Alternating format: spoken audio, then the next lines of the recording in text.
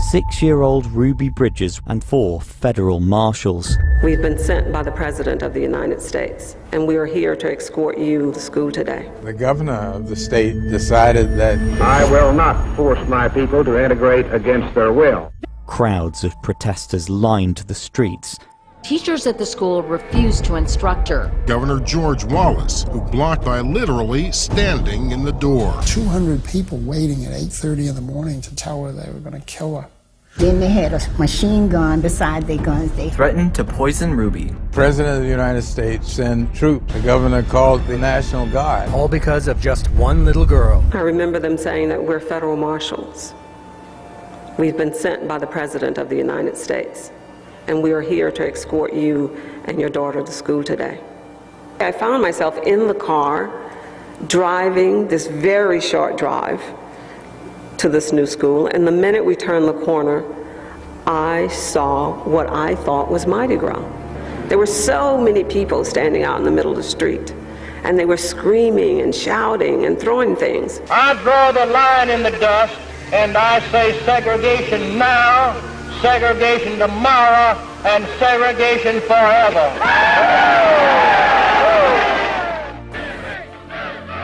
I say to the mothers to keep their kids out of school, all together. We're white people. We don't want them to go to school. One of the city policemen, he pulled his gun to shoot, and everybody said they knew probably to kill me. So they said if they killed the mother, the child wouldn't have went. This is a people's movement. It doesn't make any difference whether the major politicians are going to support you or not. If they don't support us in this movement, to take back our government and give it to us and let us run our own institutions, those who stand in the way are liable to get run over. When I got inside of the building, I remember it being very quiet. I received a call from the superintendent's office and asking me if I would like to take a first grade position. That morning when I arrived, of course, the anger and the hostility was palpable. I was told that if I went downstairs, I would meet my student. So I walked down to a cavernous basement area of the school.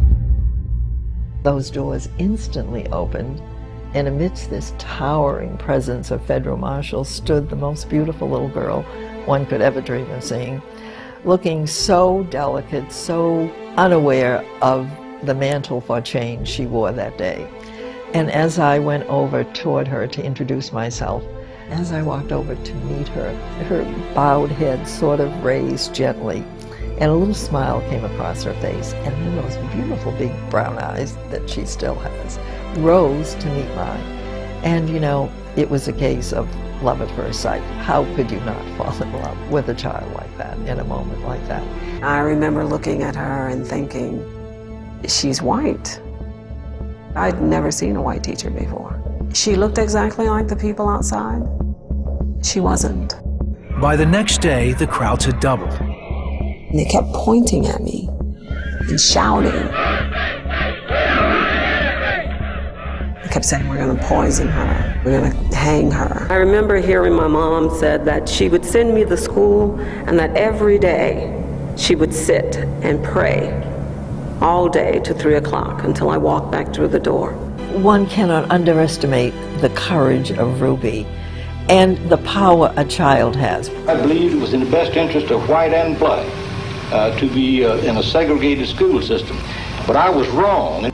Our children need to know that white folks and black folks, they stood together. Thank God for the teacher that was there.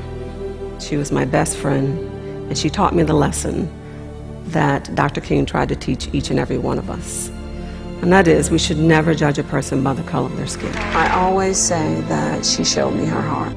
I believe that if we are going to get past our racial differences, it's going to come from our kids. But we as adults have to allow them opportunities to come together. I think it's important for kids to dream and be able to believe that they can follow those dreams. I don't think I would be here today if I wasn't dreaming. I see hope that most of us don't see. I'm in schools every day. I am so humbled by the way my story moves kids. It's so simple. How Mrs. Henry didn't judge me how all I wanted was a friend. Kids get that, they understand that. Our kids know nothing about racism. It's us as adults. We take racism and we pass it on to our kids. And that's why it's still around. Each and every one of us come into the world with a clean heart. I believe that if we are going to get past our racial differences, even today, it's going to come from our kids. I really believe the longer I live that it really has everything to do with love.